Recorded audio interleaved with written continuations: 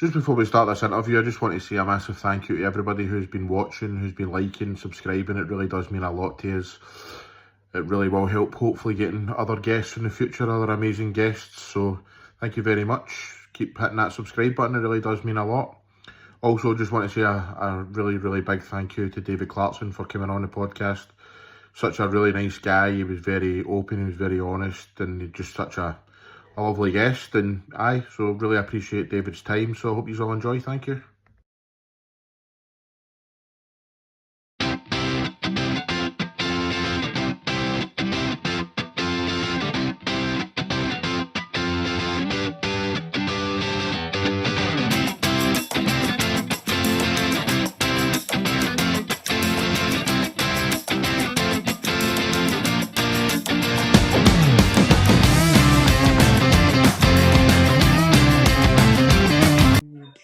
Hello everybody, welcome back to the channel Off The Underside. Hope you're all good. Tonight we've got another very exciting guest. He's a Motherwell legend, Scotland international. He's also played down south for Bristol City, for Bristol Rovers, and what a player. Really excited to have him on. David Clarkson, how you doing, mate? I'm good, thanks for that introduction there. No bother at all, mate. I was a wee bit, I thought it was a bit strange you play for Bristol Rovers and Bristol City, man. That takes balls. I was fortunate enough. It was actually fine. I went to Bristol City, obviously, first of all, straight from Motherwell. Loved it there. I think I had 3 years there. Some really good times, some really good friends as well, still there. And then after that, it was Matt McGee that was the manager of Bristol Rovers at the time. And obviously, he was my old Motherwell manager. So I had a few conversations with him and stuff. And loved Bristol. Bristol as a place was lovely. The family loved it. The missus loved it. So when the opportunity came up to kind of actually just stay in Bristol, I know it's kind of going to the opposite team, but I thought it'd be a great opportunity for us staying, and as well to kind of go back with Matt McGee again. Really liked him. Motherwell really got on really well with him, so it was a pretty easy decision. People ask me the same question, how was it? But it was fine. Anytime you meet them, they're always the same. They're always, well done, can't believe you've moved across to the other team and that, but good luck and whatever. So there was never any hassle or any drama, thankfully. Good, mate, good. David, on this channel, mate, we like to go back to the very start when you grew up in that. What's your earliest memories of playing football? Oh, the earliest memories would be the usual down the park at Hamilton and my local grass area. We could find, I wouldn't call it a pitch as much. It was just basically a grass bit at the bottom of my street and stuff. As you do with your mates and stuff, and then at the school, coming through St Anne's Primary School was brilliant. All my mates played the football. As a young kid playing, and then on to Holy Cross. Started off at Mill United as a young kid, and then when I went to Holy Cross, ended up at Dundee United. That's kind of where I probably took my first steps into, academy football, or probably back then it wasn't so much academies. That was just, your clubs, and that was you. So I went to Dundee United. Graham Livingston took me there, who was the director at Dundee United at the time. He worked at the school, he worked at Holy Cross, so any kind of half decent players that come through ended up at Dundee United, and that's where That's where I spent a few years there before joining Motherwell, just before I left school. I was kind of getting to that age. It was 14, and there was talking moving away, moving up to Dundee, and going in the S forms as it was back then. You signed your S form, but I was like, I'm 14 now. There's no way I'm moving away from home and stuff like that to move to Dundee and away from the family. So I was fortunate enough to get into my Motherwell. My cousin actually, Brian Dempsey, that got me a trial. He was in full time at Motherwell at the time, so he spoke to the coach and got me in there, and that's where I signed just as an under 15 at the time. Before leaving the following year, basically, just after I turned 15, turning 16, went full time. What were your strongest memories about being in the first team and being around all the players at the time? I think probably just how much enjoyment it was. as a young player coming through at 16, 17, you don't have the cares, you don't have the worries of, where's my next game, or, mortgages and all that stuff. And as a young kid coming through, I just loved playing football. Even when I was playing, I didn't worry about bad games or worrying about, what people were saying, our fans were speaking about or whatever. It was kind of carefree, really. I think, again, I'd probably lucky to the manager, and, Terry Butcher, that kind of allowed us to do that as well.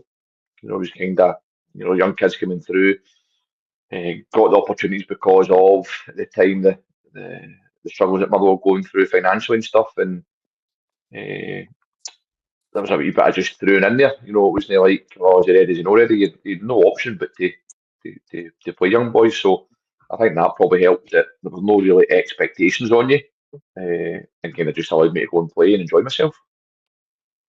David, you're going to be I think you're going to have the best answer to this we've had on this so far, mate, because obviously you're the director of the academy at Motherwell just now. What's the big differences that you've noticed from when you were playing at Motherwell as a youngster now, the way the guys are treated and stuff? I'm not sure I can get into how we were treated back then without putting some people in trouble. I was going to ask you, but she cleaned. Cleaned a lot, cleaned Faddy's, cleaned Czech at the time when I first went in. But there's massive differences in terms of the culture now, in terms of, the full-time pros and, stuff you can and can't do nowadays, as I say. My wee boy, he's in at Motherwell as well, under 17s now, and he's asked me, and I'm telling him the stories, and the shock on his face when I tell him what we used to go up to, what people used to do is mental. But the culture's changed now.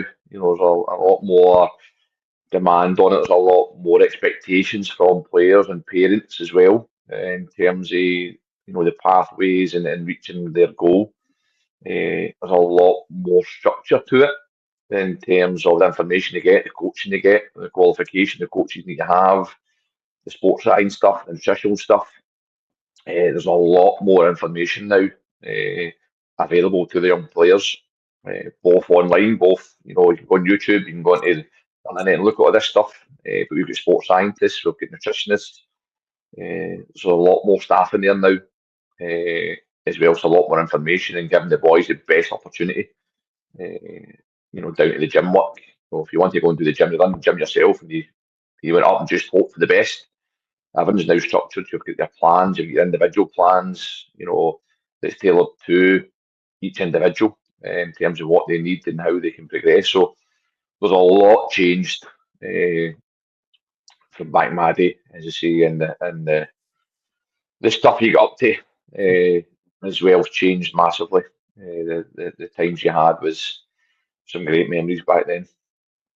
I was going to say, obviously you say about the memories and that, but do you think it's a shame that culture has changed so drastically, or do you think it's a good thing?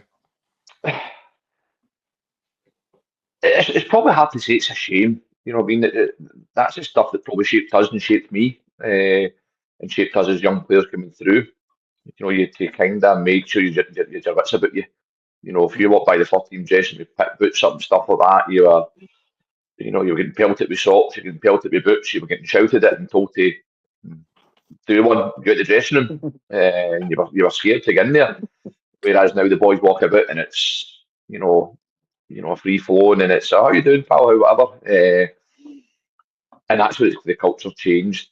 But I don't think it won't hamper the boys. It's just the way the world is now. It's just the way the culture is. But I wouldn't change it for the world. The catch ups we have, I'm still friends with. A lot of the footballers and stuff, and get together for a beer, and stories come up and moments come up, and you spend half an hour just laughing at the one story. It's stuff that shaped us and definitely shaped me, the person I was, and even the player I was coming through. Who were your biggest influences while you were breaking into the senior football? Probably a few, though. Obviously, Phil was a big influence in terms of growing up and seeing him progress, and watching his career. When I went into Motherwell, probably Scott Leach was a big part of that as well. Scott Leach, kind of looked after myself, especially looked after young boys. A good pro there and stuff like that, and always made sure he looked out for us and helped us massively.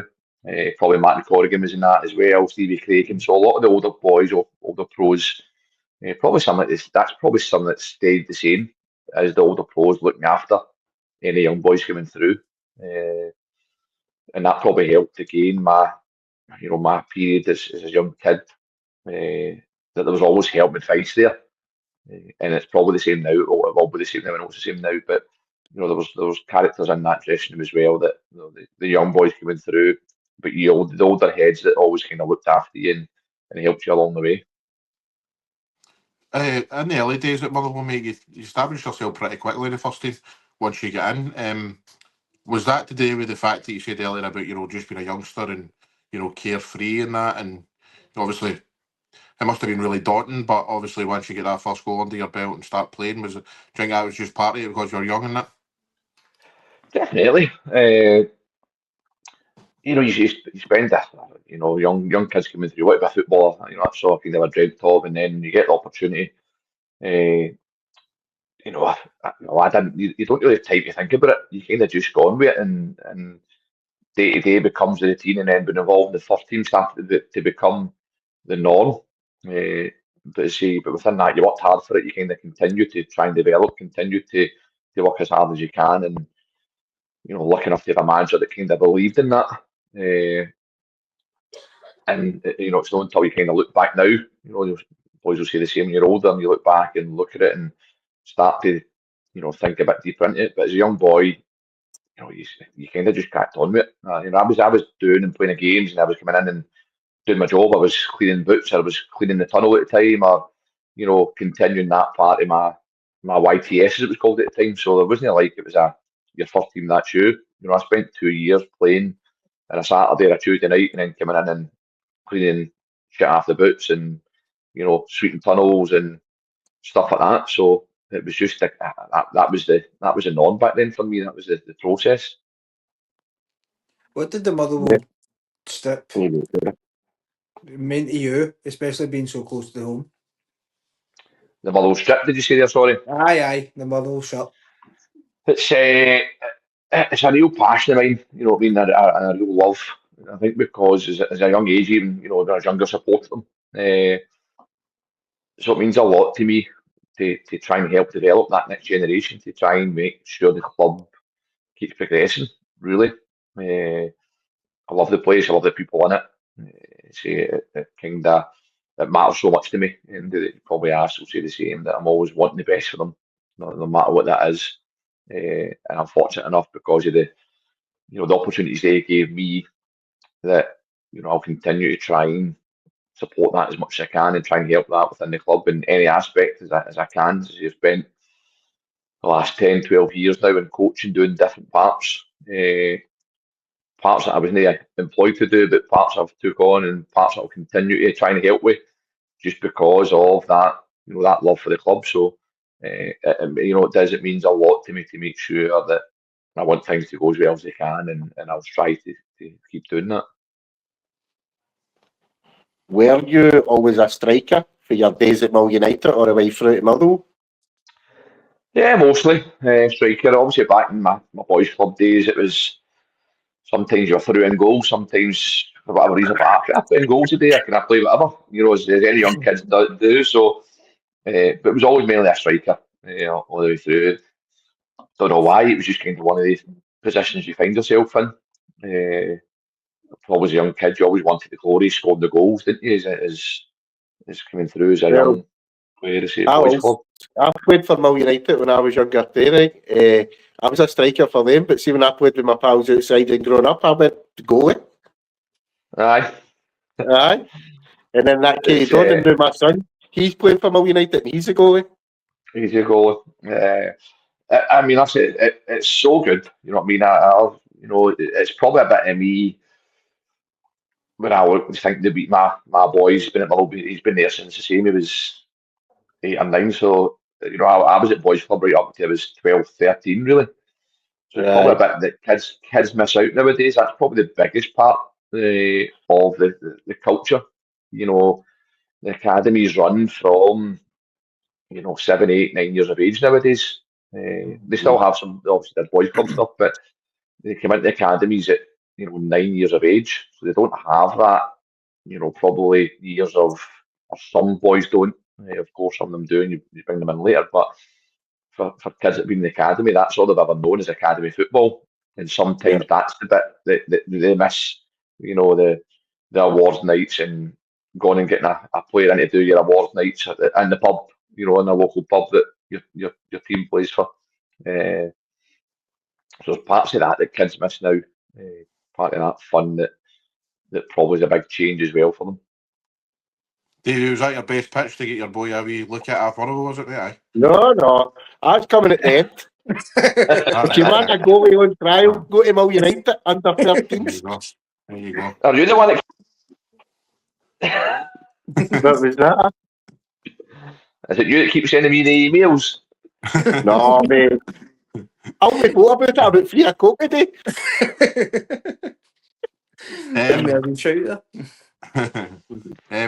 You spoke about him a wee minute ago, mate, but we have to talk about the late great Phil O'Donnell. I mean, I'm a Celtic fan, mate, and I grew up in the 90s, went to all the games and stuff, and Phil was obviously a big part of that team and stuff. Never got the chance to meet him. Obviously, he was your uncle and your idol growing up in that. Obviously, as you say, he cleaned his boots and stuff, mate.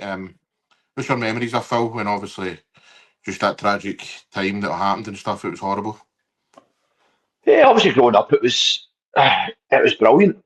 It gave me a conversation with kind of the norm, and Phil was a massive part of the football bit for me, but it was kind of like the norm that and it's crazy to think that someday with a footballer at Motherwell at Celtic and the whole Phil O'Donnell aspect from stuff. It was Uncle Phil to me, and going to watch him mostly at Fir Park obviously, and then when he went to Celtic, went to a couple of these games, and probably went down south when he went to Sheffield Wednesday. I kind of spent a few weekends down there with the family. That was always a nice wee trip to go and watch him down there. But then getting an opportunity to play alongside him was brilliant. As a family, and it was just, it doesn't happen very often. So we get that opportunity, say week to week, day to day. It was great laughs again, and come the weekends, you get 10, 12 tickets in between us so all the family can come.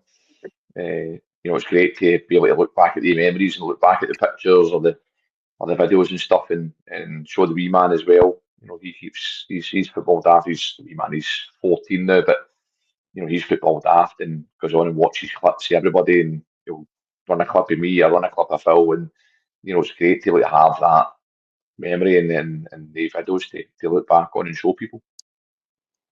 I think he was a bit of an underrated player or not, to be honest. I mean, I know he did get his move to Celtic and that, but what a player he was. He was brilliant. Yeah, I obviously the big part was his injuries for him, really. I think, when he was coming through a 17, 18-year-old and stuff like that, and deserved plaudits from what I can remember, and obviously what I've known to come. And obviously then being part of the very successful Celtic team as well, and then doing well in there, to then get an opportunity to move down south. And again, that's probably something that, looking at myself, it's great to have the opportunities, to go and experience that and go and watch them. Sheffield Wednesday, I can remember playing with, the same Paul Di Canio and George Cadet at the time in the Premier League, and going to a Man United game and thinking, this is mental.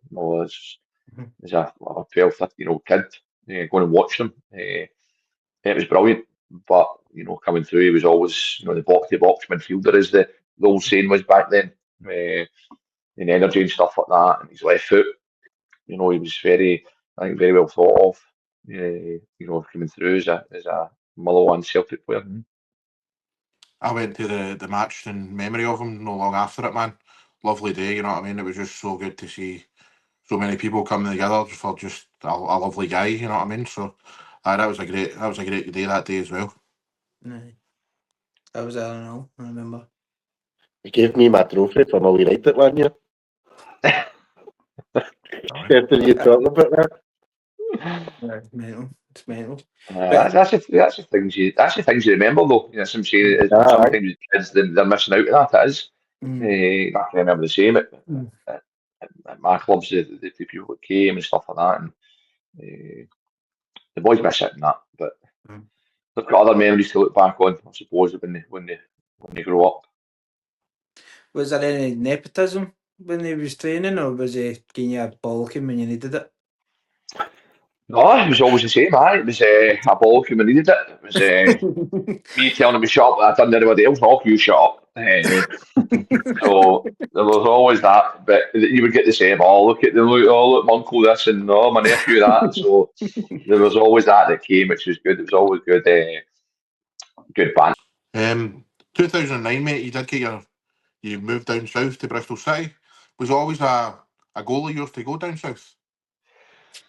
Not really, to be honest. I was quite a homely person, so it was never in my thought process of I want to move down south. I was coming through at Motherwell. I was like, I'm going to be here for a year, hopefully, and just keep playing football. But same as you get a wee bit older and a wee bit more, advanced in your career, continue to progress. Then when opportunities come up, it was something I was keen in doing.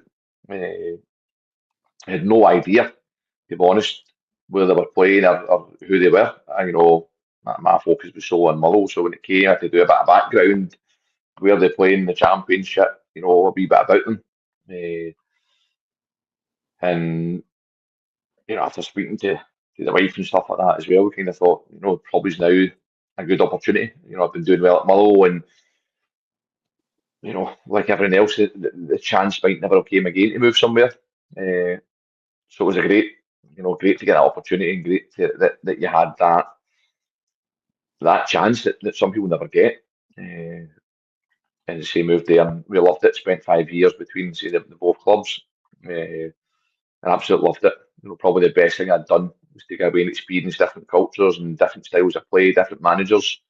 And again, starts to shape me as a person and as a player. And I loved it there, to be fair. Loved it. How did you find that adapting to life and football down in England? Probably adapting to football was probably the biggest challenge because of down there there's they're all physical, they're all quick, they're all strong. Probably one of the things I say that for whatever one magical player up there or up here, down south maybe 4 or 5 players like that. So that's what I found was the challenge. Was it was quicker, it was a bit more physical, more than anything else. In terms of technically, in that probably I wouldn't say it was a massive difference, or even maybe technically better up here. But in terms of physicality, in terms of that type of stuff, there was they're all quick defenders, they're all massive defenders. Whereas up here, you might have one quick defender you're playing against and whatever. So that was a big bit. But in terms of fitting in, I fell in with Ivan Sproule and Jamie McAllister, who were there at the time. So both of them kind of took me and helped me settle in with their wives and their families down there. And then with my wife when my wife moved down, it was a pretty seamless, to be honest, process, just because I created the relationships as well, and they made her feel dead welcome. And even this day, the same, we still speak to each other, they're still over as well. So we built up that relationship, even this long into our lives, that we're still in touch. And I say we loved it there. It was a really, really good 5 years. Football was fine. Football was like everything else, it was all right. It was good. I loved it. We'd like to have played more and done more. But in terms of in terms of the 5 years, it was really enjoyed it there. Did you experience any kind of anti-Scottish football snobbery? Because sometimes we do hear that after guys who go down to England, mate, and they turn their nose up to Scottish football a wee bit. Did you hear any of that? Nah, not really. As I say, I think it's more the outside noise that comes from. You know what I mean? I don't think in terms of players back then, certainly, it wasn't nothing like that. I say it was good. Some great dressing rooms I was in, some great people, great environments. But there's nothing like that, you know, in terms of the players. The players don't care about that. The players honestly just, you know, cracked on with their football, cracked on with their day-to-day lives. I think that more comes from, you know, pundits or outsiders that you know, haven't experienced that, whatever. And you probably find the same when players come up here and they think this is going to be easy, and they come up and think, oh no, it's not easy. They've listened to potentially what's been said from, you know, the media or whoever else it might be. But no, it was nothing like that. It was football, and that was it really. Looking back at your time down south, what do you think you've learned from your spell down there that probably helped you later on in your career? I think it's probably you know, having to deal with different people. You know, that's probably the bit as well. Moving down there, you know, I was going down there as a wee boy for Hamilton that's come from Motherwell. You know, there's people in that dressing room that had been at Premier League clubs, that had made fortunes in the game, that had, you know, big egos type of thing. And probably learning to deal with that and learning how to deal with these people. There was nothing, to be fair, there was never any issues, but there was bigger characters, you know what I mean? There was characters that you kind of thought, right, okay, maybe kind of be like this about him, or, and, you know, need to watch maybe what I'm saying or how I conduct myself type of thing. So probably learning to deal with different, say, people, cultures, whatever it may be, was probably the biggest learning aspect for me, especially the managers as well, because the managers down there, in terms of their structures, in terms of their demeanour, again was trying to fit around that and trying to fit into theirs as well. And talk a wee bit about your time playing for Scotland as well, mate. What was that like? Obviously, scoring in your debut against Petr Čech, that must have been a real honour and a real thrill that time. It was brilliant. It was about a mental week or so. Again, probably told the story 1,000 times, but it was my cousin's wedding at the time, Stephen O'Donnell. I was meant to be his best man, so I kind of spent the last few days, you know, going to home stag do's, whatever. I wasn't a big drinker, to be honest, so the drinking thing wasn't a big issue, but just I wasn't, you know, I'd been off for a few days and had spent a few days kind of chilling out and relaxing, and then I get the phone call from, I think it was Chris McCart that phoned me actually, because Terry Butcher was the manager at the time. Chris McCart was I think the academy director of the 18s manager at the time, and he phoned me to say, oh, has the gaffer phoned you yet? And I'm like, nah, I'm thinking, why is Chris McCart phoning me in the off season, and why has he asked me, has the gaffer phoned me? And then he's like, all right, right, I'll let you go. And I'm like, what's going on here? You know, I'm lying in my bed at 9 in the morning, 10 in the morning. And then Terry Butcher, the gaffer, phoned me. He's like, what are you up to? I says, nothing. I says, I've got a wedding next Saturday or whatever it may be, or a wedding Saturday. He's like, is it yours? I says, no. I said, it's my cousin Stephen, and he knows Stephen, and he worked with Stephen at Dundee United. He's like, right, well, as long as it's not yours, that's fine. He's like, you've been called up to the Scotland squad.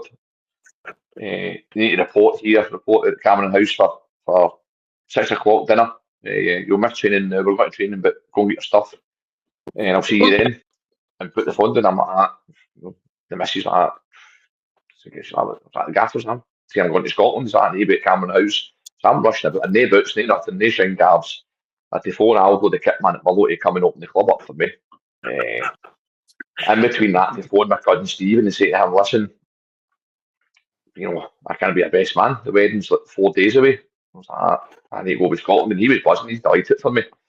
So that's brilliant, great experience, and his wife, or his fiance at the time, I thought she was too happy, but I think she now understands how it went. But I was like, it's fine, you know. I looked at all the stuff, sent all the stuff through. I said, I'll be back at 11, 12 o'clock. So I'll get to the wedding at night, you know, you can go and enjoy yourself.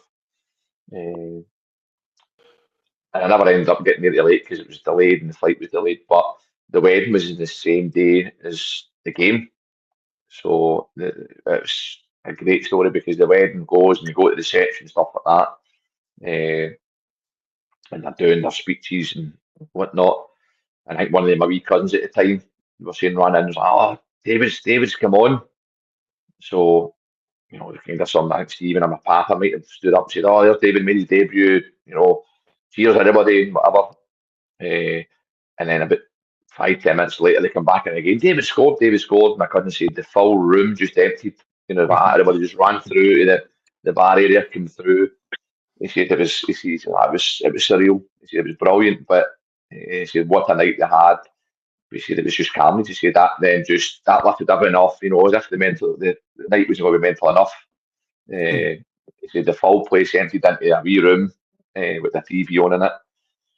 He said after that it was just carnage. You know, there was champagne everywhere. There was drinks getting bought everywhere. So it was a wee bit of a mental week for everybody. But loved it. As he just never thought I'd get the opportunity. You always think, okay, you know, I want to play in my country and stuff like that. But a great experience for me. I loved it. Something I look back on again and tell the kids and stuff like that. But a great time again. I'm going there as a wee player from Motherwell. You know, you get your Man Uniteds and whatever there. I'm thinking, this is going to be mental. You know, playing with all these guys and Dan Fletcher's and that, and you know, how am I going to cope with this? How am I going to fit in with these people that have been internationalists for years and years? Me turning up out of nowhere, but loved it. It was great experience for me.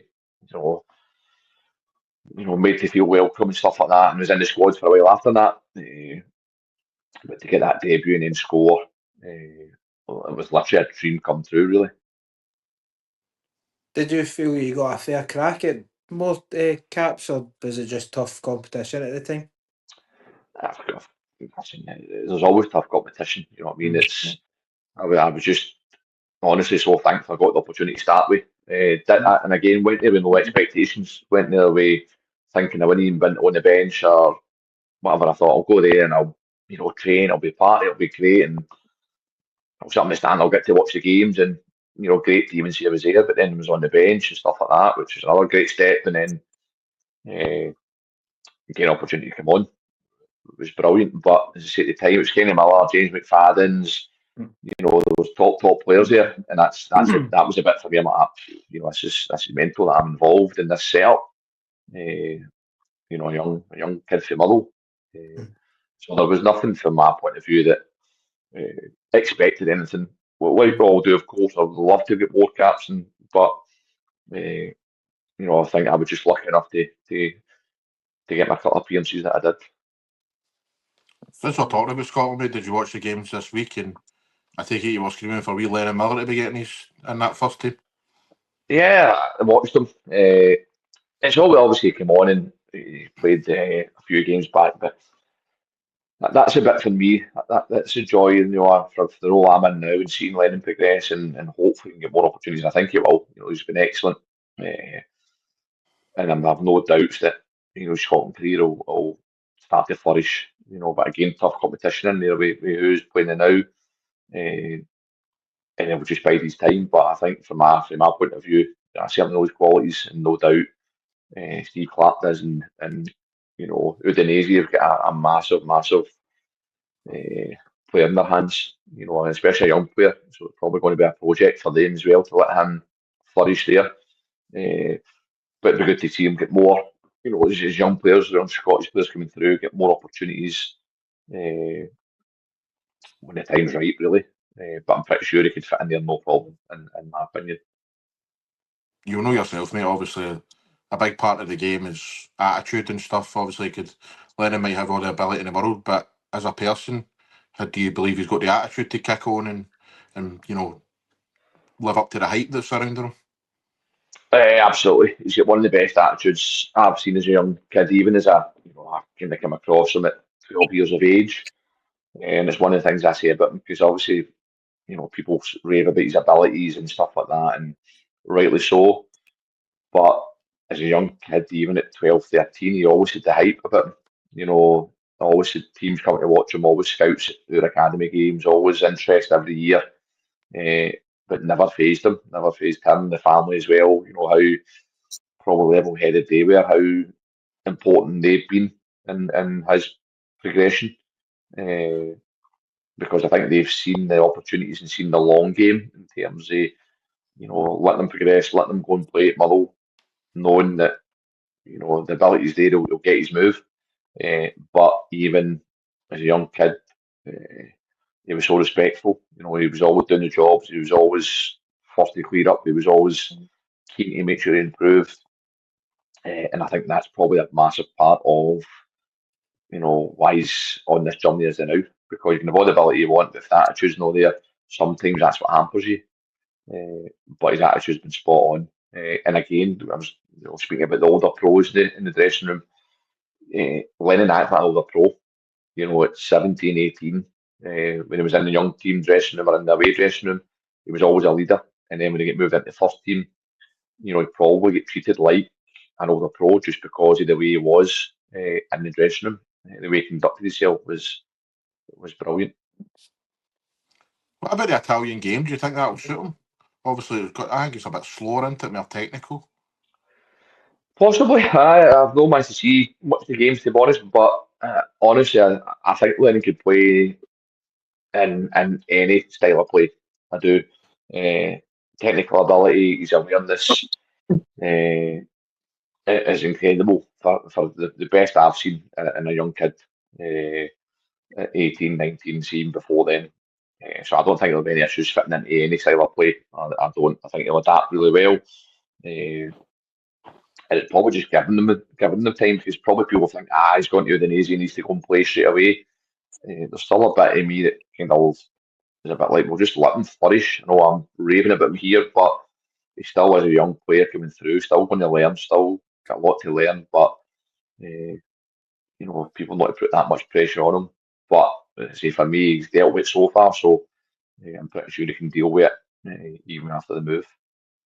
You kind of just need to look at Lewis Ferguson, but at Bologna, he never started straight away, gradually go in the team, and then he's captain.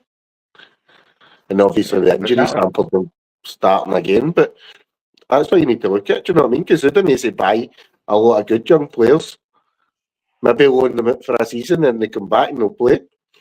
So it's a good move to a good club.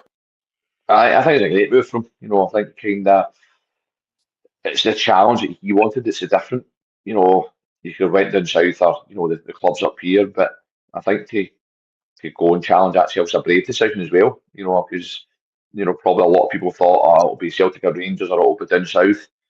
So I think even that decision's a brave decision for him. Yeah.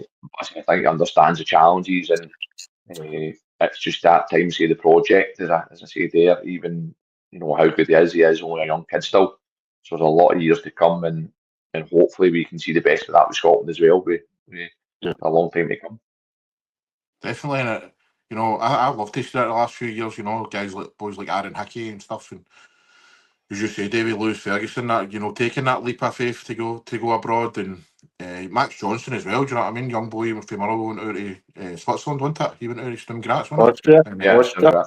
Austria. Aye, and it's just really, really good to see, because, as you say, David, do you know what I mean? It could have been Celtic or Rangers. You know how hard it is to get in these teams. It might not have worked out for him, and then, you know, who knows what could have happened to him. So it's definitely a great move for him, I think. Look at Bailey Rice. I think the boys moving to Italy as well has helped massively. You know, I think the market now is helping young Scottish players by how well they've went and done over there. I know it was McTominay, Man United and stuff like that, but I think the kind of Scottish element of it has brought a real, you know, factor to, right, let's see what's out there now. You know, you mentioned there about the Scottish football mentality from before, but I think now that's beginning to change from, you know, abroad, and begin to see actually we could get a deal here. You know, we can go and pay £3 or £4 million for a player that's nothing to these clubs probably, and end up with a top player. Yeah. Was there ever an opportunity you to play abroad, David? No, that I know. No.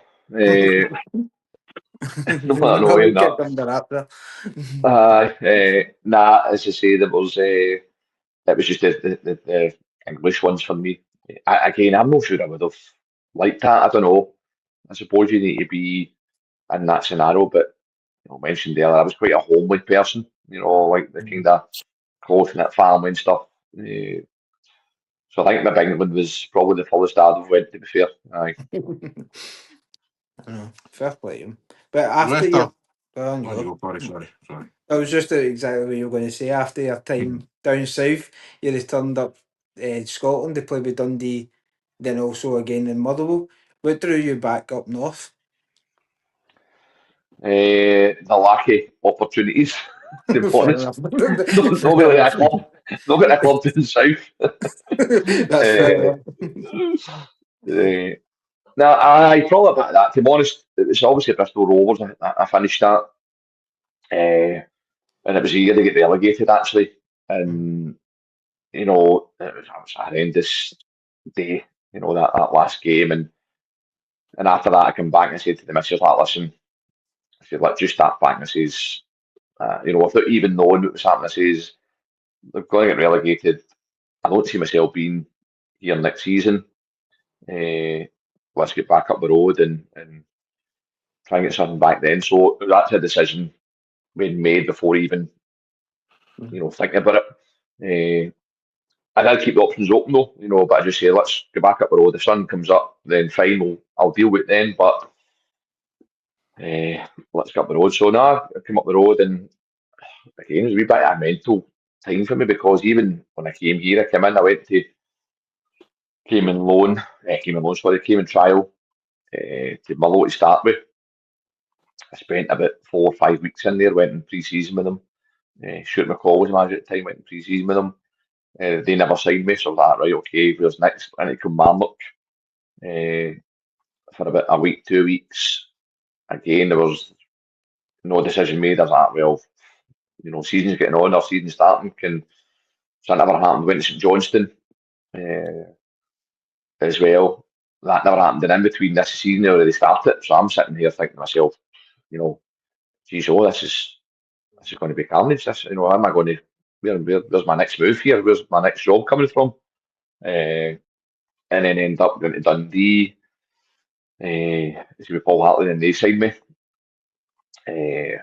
But say for that, whatever month period, I think I signed there in September. I think it was. So the season had started, and I was just bouncing about kind of clubs, hoping that somebody would take a chance on me. And Dundee did. So that's what kind of, you know, got me back into the football, back into the games really. And a year there, and ended up back at Motherwell, went to St Mirren as well for a spell after that. And then got injured, so that's what kind of then. But then my coaching route started that. But coming back up the road, I enjoy coming back up the road. You know, loved down south, but coming back with a family, 2 kids down in Bristol. So you kind of miss that element, you miss the family element. So I was quite happy to get back home and start to get settled and start to, you know, plan for the future really. It was probably a big part of it as well. Was it always in your mind, David, when you were young in that, to become a coach, or was it just kind of later on when you realised you had to decide something? Yeah, probably later on. I had no kind of, you know, no thoughts of being a coach, you know, thinking it's going to last forever. And it's probably one of the things that I remember, you know, Scott Leach and even Big Gordon Marshall, you know, at the time he was there, and the older process, you know, you need to have a backup plan. You need to have a plan for when you retire, get into the coaching, start doing your badges now, and the usual young kid, I'm like, talking shite.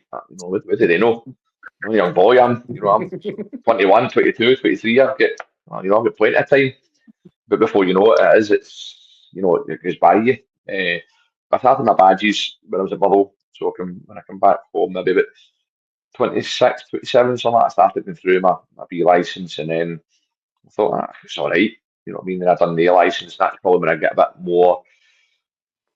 bit more detailed of it. I was still playing at the time. And I was at St Mirren and doing my A licence. And then you start to then get wee drips with the manager, you know, start to kind of ask the manager more questions of the drills and why he's doing them. And you start to process things a bit, you know, as a player, as to why then this is why he's doing it. You know, he's prepping for the weekend, and, you know, kind of the wee head starts turning off, right, okay, yeah, this drills to do this, or this drills to do that. And that's when I kind of start to think, this may be something that I would like to get into then. And I started coaching at Motherwell, under 15s I was taking at the time. I kind of then just started since then, thought, okay, you know, something I'd like to do. I was fortunate enough that's created my kind of next path really, and my next journey. Because I was an injury that happened at St Mirren, kind of brought that on a lot earlier in terms of him to retire and take that next step into the coaching way, really. Mhm. What values or lessons from your own career do you try to pass on to the young players at Motherwell? It's probably trying to, get back to my experiences. I think for me that's a massive bit of, I've been through them. I've sat in a boys club dressing, I've sat in an academy, but I've had the challenges of us, 14, 15-year-old dying for a contract. When I was older, I got knocked back for not getting contract, so I've got that experience, albeit a wee bit older, that I understand, the thought processes and the challenge that they're going through. So I think I can relate to a lot of stuff that can help the players. There's a lot of young players out there, and it's trying to, share experience with them and give my knowledge as much as I can to help them. And now again, help the coaches wise, give them knowledge and try and help them understand, with the players and what they're going through and the challenges they might face, even as young players. So I think luckily for me, having lived that, I can relate back to what I done as a young player and as I was growing up, the challenges that I faced, and think about that and try and help the young players do that. Definitely, mate, kind of like, giving back. And it's like, some of the guys we've spoke to over the past few months, some of them have only been involved in football, and it's just such a shame. Top of my head, I think of like Keegan Parker. Do you know what I mean? He scored loads of goals in Scotland, goes down to England. All that experience. I know he's daft as a brush, Keegan Parker, right enough, but it's like it's a shame that he's not involved in the game, because all that experience, all that knowledge that obviously guys like yourself are passing on, I think it's just a total waste when a football player just walks away for the game completely. It can be, honestly, that was my thought process. See, when I always used to say to the missus, "Now when I'm finished playing football, that's me done. I'm getting a job somewhere else." You know what I mean? Because you're so invested in it. It's your full life. And that was part of my thought process. I thought, right, I'm getting my days back and getting my weekends back. I've missed so much stuff because of the commitments to football, the commitments to whatever. When I retire, I'm going to try and get a job, a normal job, so to speak, and no worry about having to go to a game on a Saturday, or having to be on a Sunday because you get beat, or you can start to plan more. But obviously, once the time came, I was like, nah, I can't think of doing anything else. All I wanted to do was stay in football. But that was my process. That was my thought process. But again, it's a bit of luck. It's a bit of a chance that you get the opportunities. There's probably people out there that wanted to get into coaching, but for whatever reason, didn't have the opportunities. So then they go down a different route. But there's no doubt there's loads of players out there with loads of knowledge. But maybe that's a factor of, it's a lot. Cause it's a lot of time and effort goes into it as well. We had some, our under 17s group of 2010 boys in today for some training because October break. So they're all off school. So we got them in, and the manager was in the day. It's meant to be our day off, and the manager was in. So he's in chatting to the boys and getting their experience. But it's a lot of time and effort still goes into it. And even as a part-time coach, there's a lot of investment in it as well. So it's for some people that is, they're like, going to work on a Monday, Tuesday, 5 days a week, then having to go to academy football at night. It can be a lot, and it's a challenge for the coach as well. But we're lucky enough to have the coaches there that embrace that and like to see the boys progress. But say for me, I can understand, maybe why some players and ex-players don't want to get into the coaching side of things as well. I'm not wanting to panic Motherwell in here, but like, obviously you're doing a great job there, mate, and bringing through a lot of really good young players and stuff. But is it an ambition of yours to go manage one day? At this stage, probably not. To be honest, it would have been, 2 or 3 years ago when I was doing the coaching side of things. I was really invested in it, and that was my pathway into coaching and getting into the management side of things. But obviously that changed once I got the academy director's role. So my focus now is, this kind of management type role and the overseeing of the coaches and the players. And I love it. I love seeing the progression of players and getting them through to full-time football, and then seeing them progress into the first team. And, Lennon Millers is obviously the big one now, and seeing the boys get their opportunities elsewhere. And that for me is my sole focus now. It's not to say I won't do it one day again. I maybe in 4 or 5 years' time think, nah. But I'm lucky enough I still get a bit of the coaching day to day. Go and see the 17s or 19s and go and put my tuppence worth in at times. But for me, I've really embraced trying to, create this environment, create the culture, create the academy environment. And that's my kind of next steps. That's my next challenge, to kind of keep progressing and keep trying to develop the academy and keep pushing that to make sure we're competing in hopefully one of the best academies in Scotland. That's what I want to kind of push for. Motherwell fans would be happy to hear that.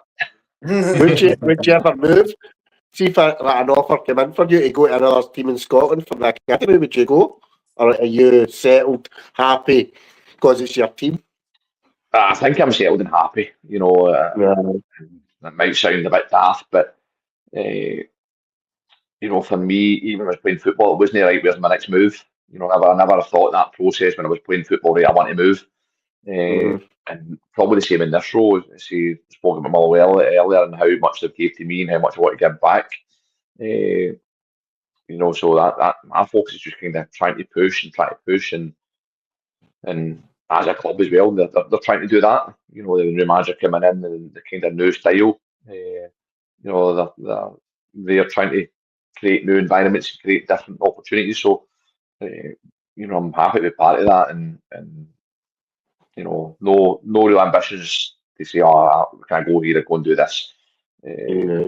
Like everyone else's hand comes up, you would need to look at it. But again, I love doing what I'm doing, and it'd be hard for me to kind of come away from it. And I said about getting a move to Bristol was probably an easy enough decision because of my pathway in the football side of things. But doing this that I do, I love it, and I don't know if I'd get this enjoyment or this much focus. Don't know, maybe I would because I focus on everything, but so invested in the club that it'd be hard to come away from. How do you balance like modern football pressures, but still keeping the community and identity in Motherwell like strong in the academy?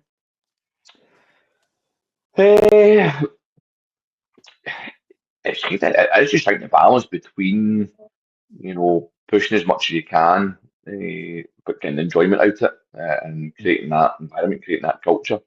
I see we've got a manager now that continues and wants to push the young boys and give them opportunities. So that helps us. It helps me.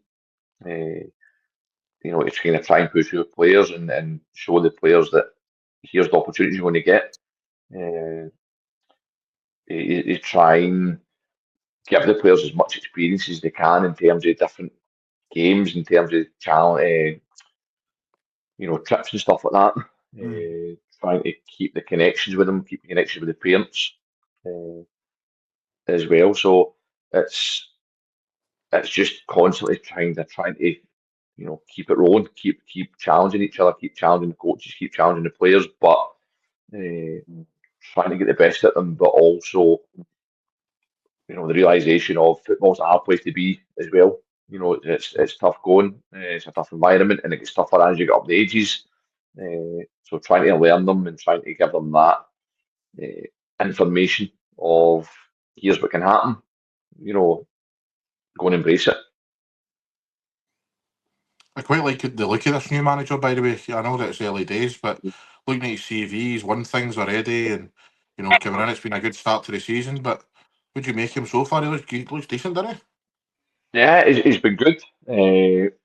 Again, the style of play he's looking for and stuff like that, different from probably what most Scottish teams have seen. Possession based and building through the thirds, and a really emphasis on passing and possession. And it's great to see. They've had some great results, or some really good performances, but maybe not quite got the results.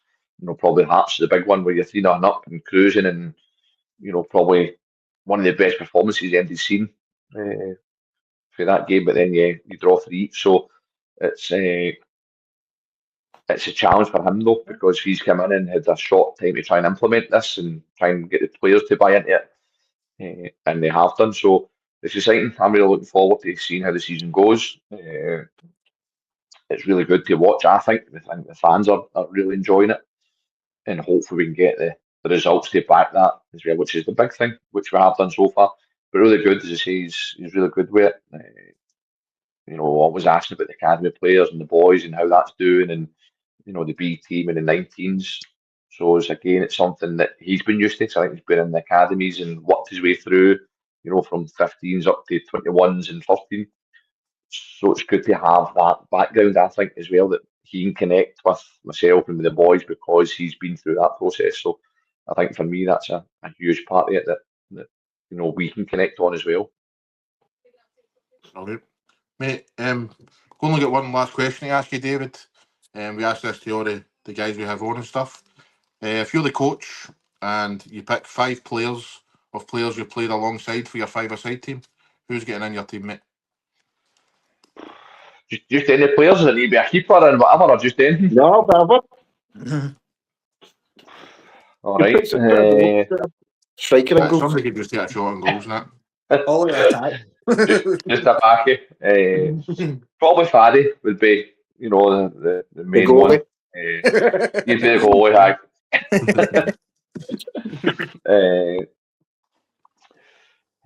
Faddy. I'd go with Ivan Sproule as well. Played with him at Bristol City. He's a pace. He was rapid, so he's the pace in this team. Nippy, man. Nippy big man. Aye. Who else? Trying to think of Motherwell and different ones. Ross McCormack probably as well. Put Ross McCormack up there. That's fair enough. Again, Motherwell really connected well with him. Thought he was excellent. Thought he was really good. Brilliant player. Aye, definitely. As well. Who else? What's that one we've done there? 3. What was that? 3? 2? 3 more. Trying who else? I'd put in probably Cole Skuse, who I played at Bristol City as well. Probably a real all-round player, technically not very good, very fit, athletic and stuff. Real technical player. Really good. And last one, I don't know, probably a few actually can think, now that I've got my head together. You start again if you want. I started the fucking goals. He was mugged up. I don't know. Probably a few. Probably Stevie Hughes as well. Stevie Hughes was at Motherwell. Excellent, excellent in the ball, fit, glides by people, technically very good as well. So probably looking at that kind of bit of a mix, bit mix everything in there. It's not bad. It's not bad. Tell you what, but that's Hughes and Skuse. Hughes and Skuse are getting the goals all the time because there's no way bad as Sproule and McCormack. I think that's shot a goal. No chance. No having it. Davey, you've got 30 seconds to sell your boy, by the way, for a goal. No, I just need to come and watch him, mate. There you go, right? If you want a madman goalie, makes sense. You need to put a picture there so he needs to come and see it. The scouts are other place to be fair. That's a good thing about the academy stuff. The scouts they're everywhere. So well, his team went when they were at 7s, like 18 months undefeated, and they lost 4 boys to pro youth. One came back because he wasn't cutting it at Livingston. Now he's at Hibs, and he's wee captains at Hibs. They'll just start at a 10-week trial maybe at Hibs. It's always a coach. One of them's a coach's boy. He's always going to get picked. When the scouts go to the coaches, in it. Definitely. Bye. David, thank you very much for your time, mate. What a player you were. You're doing a great job at Motherwell. Just keep being yourself, mate. Keep smashing it. Thanks very much for coming on,